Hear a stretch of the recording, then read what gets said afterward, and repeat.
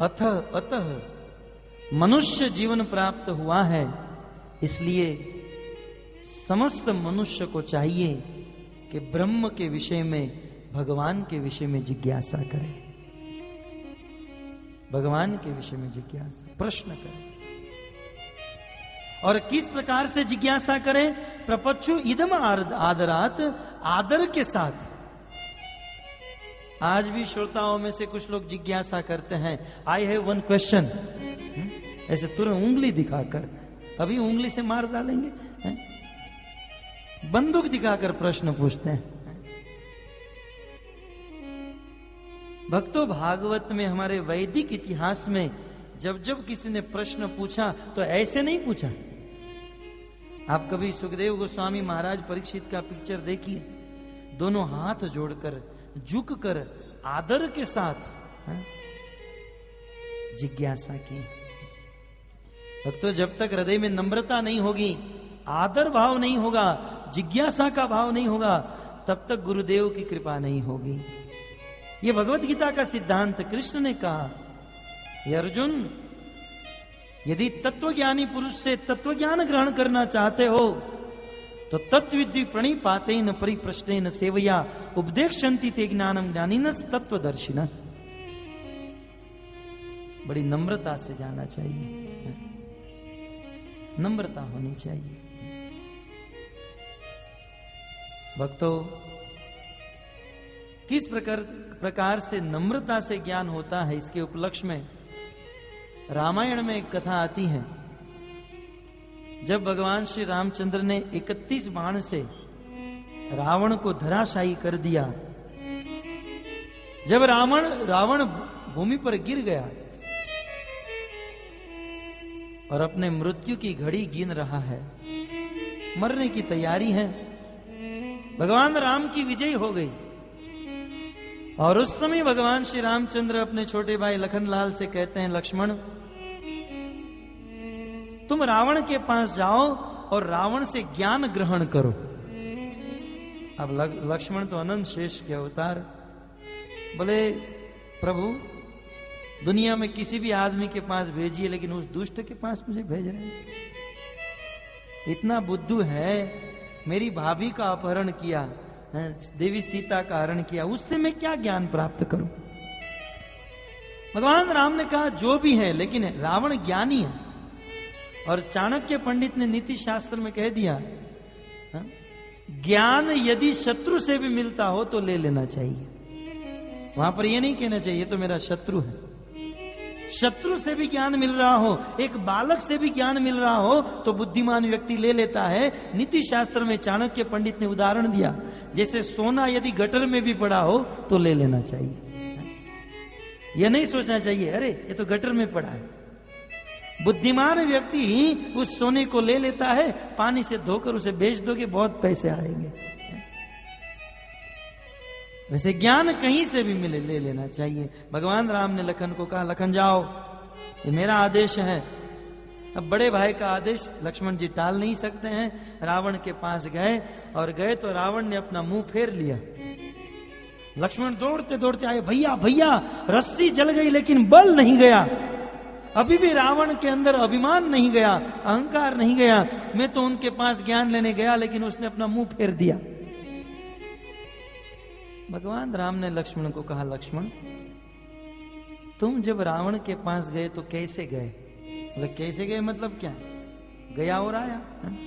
बोले नहीं, किस स्टाइल से गए, किस मुद्रा से गए? बोले गया और उसके मस्तक के पास खड़ा रहा और कहा मुझे ज्ञान दो, तो मुंह फेर लिया।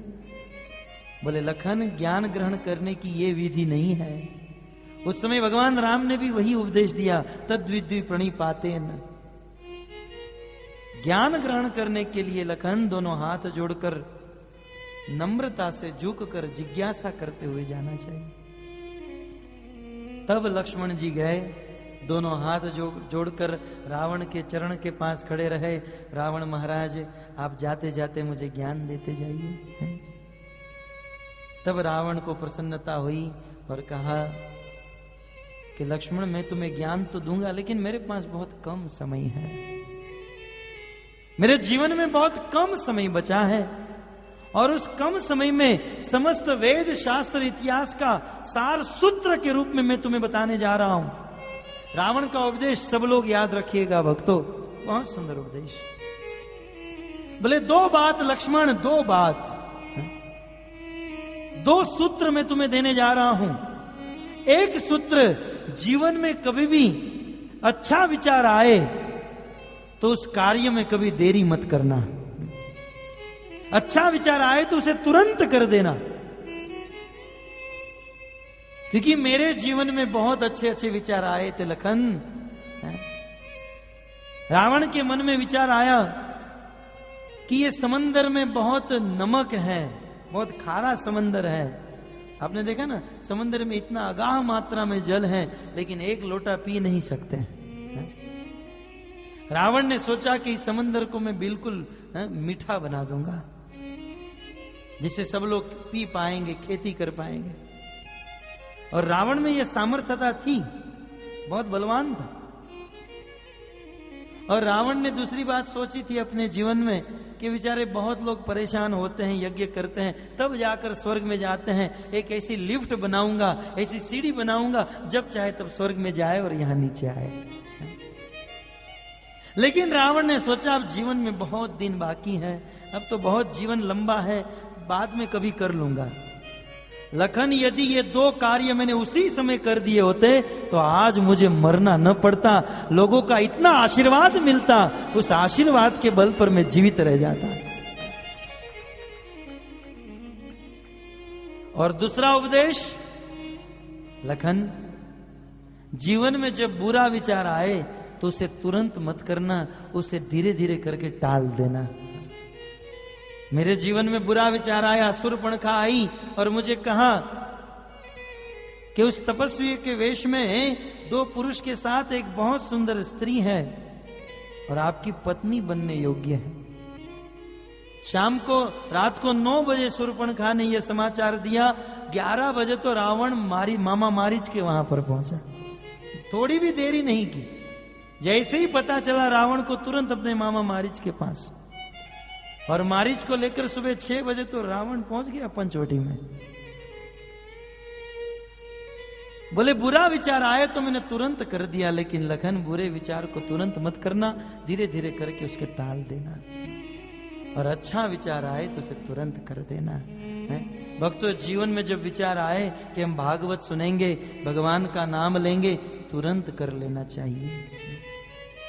जब दान देने का विचार आए या कोई अच्छा विचार आए, तुरंत। महाभारत में एक कथा है कि एक बार कर्ण का नाम दानवीरों में आता है, ब्राह्मणों को दान कर रहे थे और उसी समय सभी ब्राह्मण को दान देकर कर्ण जी घर पर जा रहे थे। एक ब्राह्मण दौड़ते दौड़ते आए, बोले मुझे भी दान दीजिए। कर्ण ने अपने अनुचर को कहा, जाओ जरा लेकर आओ खजाना। लेकिन उनका राह नहीं देखा, कर्ण ने तुरंत अपने हाथ से अंगूठी निकालकर ये बाएं हाथ से दे दिया, दान दे दिया। ब्राह्मण चले गए, परंतु मंत्री ने आकर कहा, महाराज आपने मेरी राह नहीं देखी और आपने दान दिया, वो भी बाएं हाथ से, लेफ्ट हैंड से। आपको पता नहीं दान का क्या नियम है? आपको थोड़ी राह देखनी थी, मैं आ जाता और आप उनको दान कर देते। कर्ण ने सोचा, उन्होंने कहा कम से कम आप इस हाथ से दान किए होते। कर्ण ने कहा कि ये हाथ से ये हाथ में मैं मेरी अंगूठी को लेता और मेरा मन बदल जाता तो ये मन का क्या भरोसा। इसलिए अच्छा विचार आए तो उसे तुरंत कर देना ठीक है। रावण का सूत्र है, कल करे सो आज कर, आज करे सो अब, पल में प्रलय हो जाएगा, फिर करेगा कब। ये सूत्र हम सबको याद रखना चाहिए। कल करे सो आज कर, आज करे सो अब। हम लोग सोचते हैं कल करेंगे, बाद में करेंगे, बूढ़े होकर करेंगे, लेकिन कोई भरोसा नहीं है कि बुढ़ापे में हमारी ये जीवा चलेगी या नहीं चलेगी। हमारे ब्रज में, ब्रज के संत बहुत सुंदर छंद कहते हैं क्षणभंगुर जीवन की कलिका कल प्रात में जाने, खिली न खिली।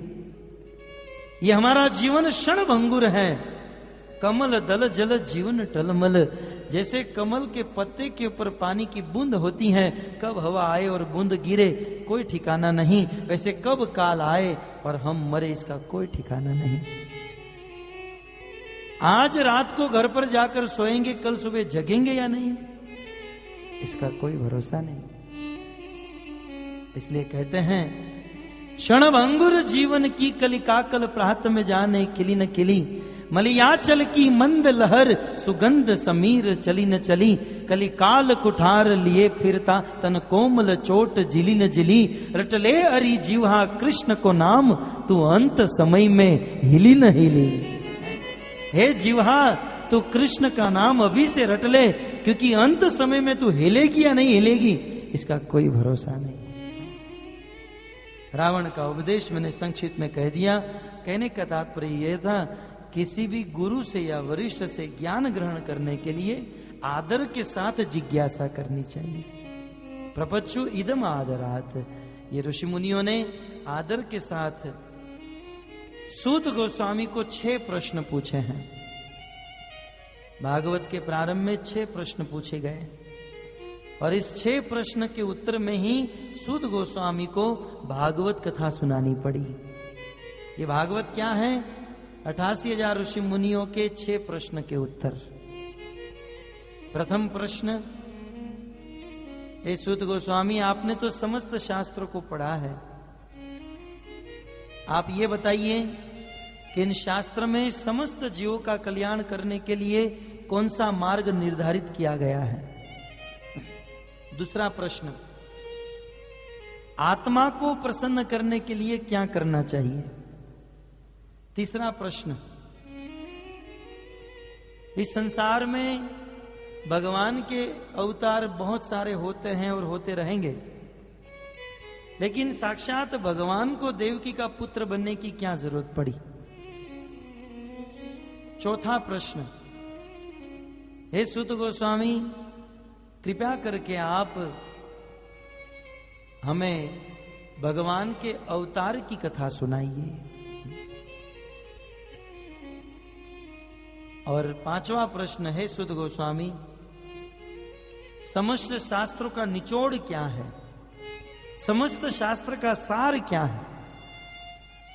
और छठा प्रश्न, अंतिम प्रश्न पूछते हुए कहते हैं कि हे सूत गोस्वामी भगवान श्री कृष्ण जब इस धराधाम पर थे, गीता के द्वारा अपने उपदेश और आचरण के द्वारा इस संसार में धर्म की स्थापना कर दी, परंतु कृष्ण के जाने के बाद, कृष्ण के इस धराधाम को छोड़ने के बाद, ब्रूहि योगेश्वरे कृष्णे ब्रह्मण्ये धर्म वर्मणि स्वम काष्ठा अधुनोपेते धर्मम क शरणम गतः।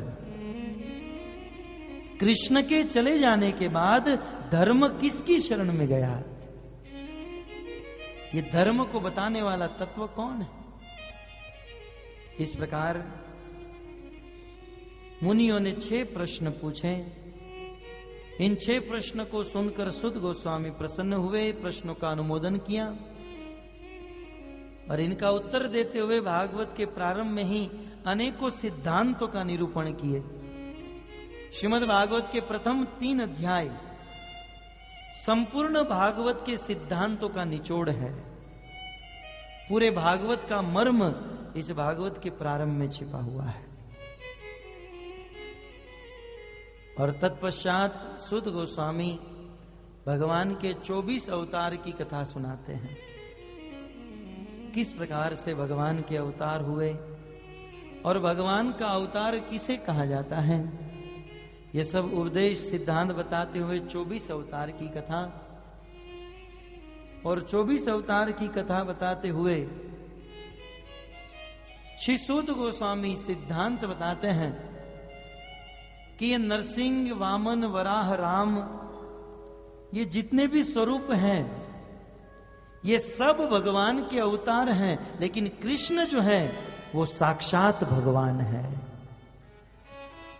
एते चंस कला पुंसः कृष्णस्तु भगवान स्वयं इंद्रियारि व्याकुलं लोकम मुड्यन्ति युगे युगे। ये नरसिंह, वामन, वराह, राम, ये कृष्ण, ये जितने भी अवतार, ये सभी कृष्ण के अंश हैं, कला है, स्वरूप है।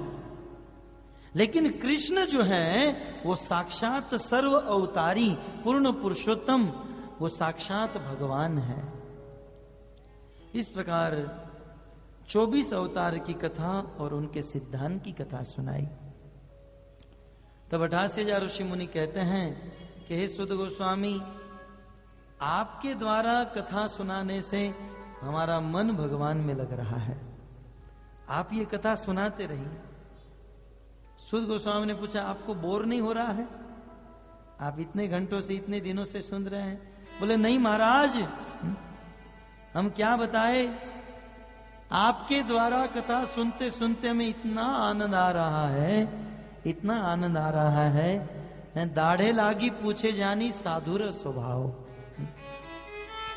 प्रभु क्या बताए, इस भागवत के पद पद में, प्रत्येक अध्याय में, प्रत्येक श्लोक में, प्रत्येक पद में यत शृण्वताम रसज्ञानाम स्वादु स्वादु पदे पदे, इस भागवत का आनंद निरंतर बढ़ते जा रहा है। ये भागवत ग्रंथ वेदव्यास जी ने क्यों लिखा? कस्मिन युगे प्रवृत्तेयम कस्मिन काल केन हेतुना, किस युग में वेदव्यास जी ने यह भागवत को लिपिबद्ध किया, किस कारण से वेदव्यास जी को यह भागवत लिखना पड़ा, और इस भागवत का प्रचार इस संसार में सुखदेव गोस्वामी ने कैसे किया, ये सारी कथा आप हमें विस्तार से सुनाइए। हे सुत गोस्वामी, आपके द्वारा कथा सुनते हुए हम लोग भाग्यशाली, बड़े भागी हो गए, हम लोग धन्य हो गए, आज हम परम पवित्र हो गए। भक्तों, वैसे देखा जाए तो उस नैमिषारण्य क्षेत्र में 88,000 ऋषि मुनि जो कथा सुनने के लिए बैठे हैं, ये सब ब्राह्मण हैं, और कथा सुनाने वाला वक्ता ब्राह्मण नहीं है। कथा सुनाने वाला वक्ता सूत जाति का है। ध्यान से सुनिए, इस संसार में कुछ लोग इतने बुद्धू हैं, इतने अज्ञानी हैं, कहते हैं हम तो ब्राह्मण से ही कथा सुनेंगे। फिर वो ब्राह्मण भले गांजा पीता हो, तंबाकू खाता हो, जर्दा खाता हो, हम तो ब्राह्मण से ही सुनेंगे। भागवत का ये प्रारंभिक सिद्धांत है। भागवत कथा सुनाने वाले सूत गोस्वामी ब्राह्मण नहीं, यद्यपि सुनने वाले उच्च कोटि के ब्राह्मण हैं, सुनाने वाला तो सूत जाति का है। सूत जाति माने मां ब्राह्मण पिता क्षत्रिय, या पिता ब्राह्मण माता क्षत्रिय, विलोम जाता। अन्य अन्य जाति के माता पिता जब होते हैं और उससे जब संतान होती है, उसे सूत जाति कहा जाता है। ये जाति बड़ी गर्हित है। सूत गोस्वामी ने स्वयं कहा है कि मैं तो बहुत निम्न कुल में जन्म लिया, परंतु धन्य है यह भागवत, धन्य है यह भक्ति कि आपने मुझे ऊंचे आसन पर बिठा दिया है। भक्तों, भागवत सुनने के लिए ब्राह्मण होना आवश्यक नहीं, भागवत सुनने के लिए भगवान का शुद्ध भक्त होना यह आवश्यक है। भगवान श्री कृष्ण स्वयं कहते हैं, यदि किसी का जन्म ब्राह्मण परिवार में हुआ है, ब्राह्मण कुल में किसी का जन्म हुआ, लेकिन वो भगवान की भक्ति नहीं करता, ब्राह्मण के कर्तव्य होते हैं शम दम तप शौच शांति ऊर्जो एवच ज्ञान विज्ञान आस्तिक्यम ब्रह्म कर्म स्वभावजम। पठन पाठन यजन याजन ये सब ब्राह्मण के कर्तव्य, लेकिन आज के ब्राह्मण ब्राह्मण नहीं रहे हैं। ब्राह्मण कुल में जन्म, परंतु ब्राह्मण के कार्य नहीं करते हैं, इसलिए ब्राह्मण कुल में जन्म होकर भी वह ब्राह्मण नहीं है। क्योंकि ये ब्राह्मण क्षत्रिय वैश्य और शूद्र ये जन्म से नहीं बना जाता, ये तो कर्म से बना जाता है। भगवत गीता में कृष्ण ने कहा कि चतुर्वर्ण मया सृष्ट, हे अर्जुन ये चारों वर्ण मैंने बनाए हैं, जन्म के ऊपर आधारित नहीं, कर्म के ऊपर। चतुर्वर्ण मया सृष्ट गुण कर्म विभागश, न तो जन्म अपितु कर्म विभागश। भक्तों, इस संसार में व्यक्ति जन्म से महान नहीं होता है, व्यक्ति अपने कर्मों से महान होता है। जन्म से तो सब लोग शूद्र हैं, जन्मना जायते शूद्र, माता के उस स्थान से इस जीव का जन्म होता है जो स्थान बिल्कुल गर्हित है। जन्म से व्यक्ति शूद्र होता है। जन्मना जायते शूद्र संस्कारात द्विज उच्चते, परंतु जब उसका द्विजाति संस्कार होता है तब उसे द्विज कहा जाता है। वेद पाठात भवेत विप्र, और वेद शास्त्र का पठन पाठन करने से वो विप्र बनता है। और वेद शास्त्र का पठन पाठन करते हुए जब ब्रह्म को समझने लगता है, ब्रह्म की भगवान की भक्ति करने लगता है, तो ब्रह्म जानाति ब्राह्मण, भगवान को जानने वाले को ब्राह्मण कहा जाता है। और आज यदि कोई ऐसा दावा करे कि मैं ब्राह्मण हैं, गले में जनेऊ टांगी है, परंतु चाय कॉफी तंबाकू सिगरेट है, वास्तव में वो ब्राह्मण नहीं है। 2.5 रुपए की जनेऊ पहन के कोई ब्राह्मण नहीं बन सकता। ब्राह्मण बनने के लिए ब्राह्मण के कार्य होने चाहिए, ब्राह्मण के कार्य। भक्तों, हमारे भारत के कुछ कथाकार ऐसा कहते हैं कि महाराज परीक्षित को कलयुग रास्ते में मिला, और महाराज परीक्षित ने कलयुग को अलग अलग जगह पर स्थान दिया और अंत में सोने में स्थान दिया। ये दंत कथा है, ये कोई वास्तविक कथा नहीं। आज के तथा कथित कथाकार ऐसा बोला करते हैं, सोने में स्थान दिया और फिर वह कलयुग महाराज परीक्षित के मस्तक पर जो मुकुट था उस मस्तक पर बैठ गया। भक्तों, सत्य कहे न तो ये कलयुग महाराज परीक्षित के मस्तक पर नहीं, ये कलयुग ब्राह्मण के मस्तक पर सवार होकर इस संसार को बिगाड़ा है। क्योंकि इस संसार को सुधारने का काम ब्राह्मणों का है। भगवान ने ब्राह्मणों को जन्म दिया, ब्राह्मणों को बनाया संसार के लोगों को ज्ञान देने के लिए, लेकिन खुद अपने जीवन में जब आचरण नहीं, तब जगत को कैसे ज्ञान दे सकता है वो ब्राह्मण। भगवान कृष्ण भागवतम में कहते हैं, ब्राह्मण कुल में जन्म हुआ लेकिन ब्राह्मण के कार्य नहीं, तो वो मुझे प्रिय नहीं है। परंतु किसी का जन्म चांडाल परिवार में हुआ, मुसलमान परिवार में हुआ हो, या सुअर खाने वाले शबर परिवार में हुआ हो, शोपच कुत्ते खाने वाले परिवार में यदि किसी का जन्म हुआ हो, लेकिन मद भक्ति वो मेरी भक्ति करने लगता है, तो वो ब्राह्मण से भी कोटि गुना मुझे प्रिय है, क्योंकि वो मेरी भक्ति करता है। अपि सेत सुदुराचारो भजते माम अनन्य भाग, साधु एवं समंतव्य। भक्तों, इस संसार में व्यक्ति कर्म से महान होता है, और सबसे बड़ा कर्म है भगवान श्री कृष्ण की भक्ति। सूत गोस्वामी का जन्म तो सूत परिवार में हुआ था। भागवत बोलने वाले सूत गोस्वामी सूत परिवार में जन्म लिए। अरे भागवत लिखने वाले वेद व्यास जी एक मछुआरे मत्स्य गंधा के गर्भ से जन्म लिए, वो कोई ब्राह्मण नहीं थे। भागवत लिखने वाले मछुआरे के पुत्र, भागवत बोलने वाले सूत के पुत्र। तो बताइए, समाज के लोग ऐसा कैसे बोल सकते हैं कि भागवत बोलने वाला लिखने वाला केवल ब्राह्मण ही हो सकता है? नहीं, भागवत बोलने वाला भगवान का भक्त होना चाहिए, और एक भक्त ही भागवत को और भगवान को समझ सकता है। अन्यथा तथाकथित ब्राह्मण तो अपनी जेब भरने के लिए भागवत भी बोलेंगे तो अपने स्वार्थ के लिए। भागवत में लिखा गया है कि समस्त शास्त्रों का सार है ब्राह्मणों की सेवा करना, इसलिए आप सब लोगों को चाहिए ब्राह्मणों की सेवा करनी चाहिए। और आपकी जानकारी के लिए कह दूं, हम भी एक ब्राह्मण हैं, आप लोग जाते जाते हमारी सेवा करते जाइएगा।